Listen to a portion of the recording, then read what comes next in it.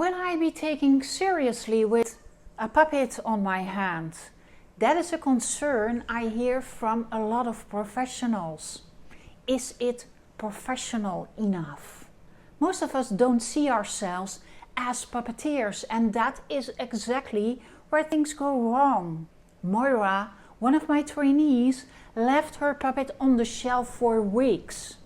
Everything was thought through and reasoned out in her head.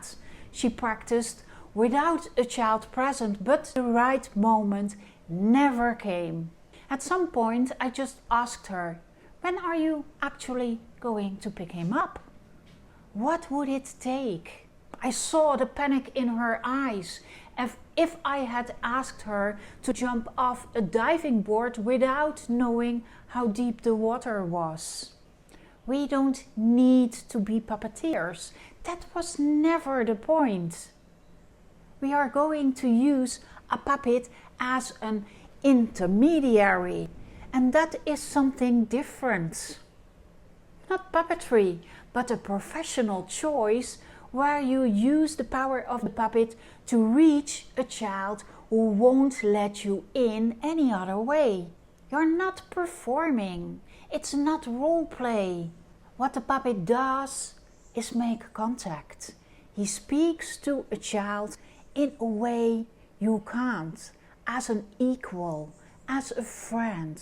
And that is a completely different use of the puppet than what you see in a puppet show or in children playing with puppets. The puppet opens the door to the goals you have with a child, and for that reason alone he should be present in every setting where people work with children. The question is not whether the puppet fits in your work. The question is whether you dare to use him. Dismissing the puppet as unprofessional is often a convenient excuse for something else entirely, the discomfort a puppet can create. Moira was convinced a child would laugh at her the moment the puppet said something wrong. But the opposite happened. The child started giggling and mainly wanted to help her puppet. That is simply how children are. They are enthusiastic, and enthusiasm is not the same as wanting to knock you down. What you need to prepare for is that enthusiasm. And if you want some help with that, take a look at the 4 before, where I walk you through how to introduce your puppet. The biggest hurdle for Moira wasn't the children. It was her co-workers, what they would think of her. Co-workers who felt just as uncomfortable around a puppet as she did. After that first session, a co-worker told her she thought it was very brave, in a tone that said more about discomfort than admiration.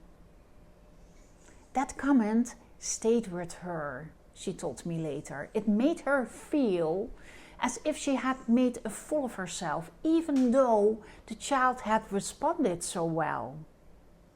That is a hard place to be, knowing something worked and still doubting yourself because of what someone else said.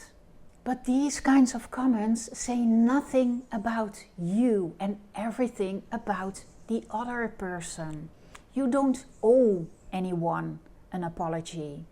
All you need to focus on is the child you want to give an indirect way in, because that is what this is always about, not your discomfort, but whether that child gets reached or not. Every time the puppet stays on the shelf because it feels uncomfortable, there is a child who finds it harder to participate, because that child feels just as tense around you as you feel around that puppet. Tension for you is ease for the child. Ease for you is tension for the child. That is not a judgment, that is just how it works.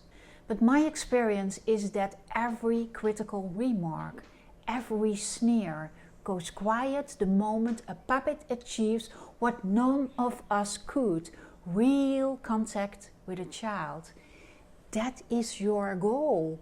That is why you face that discomfort, why you push through. Because you are a professional who cares about the children you work with. You want the best for them, even if that means sitting there with a wet face and sweaty armpits. I've been there. Most of us have. Moira knows that now. She picks up her puppet without hesitation because she knows what happens when she doesn't. A child who stays at a distance. The panic in her eyes from those first weeks is long gone. And what stands there now is a professional who knows what her puppet can do and who dares to use him. What she did, you can do too. You make this possible because you took on something most people around you don't dare to.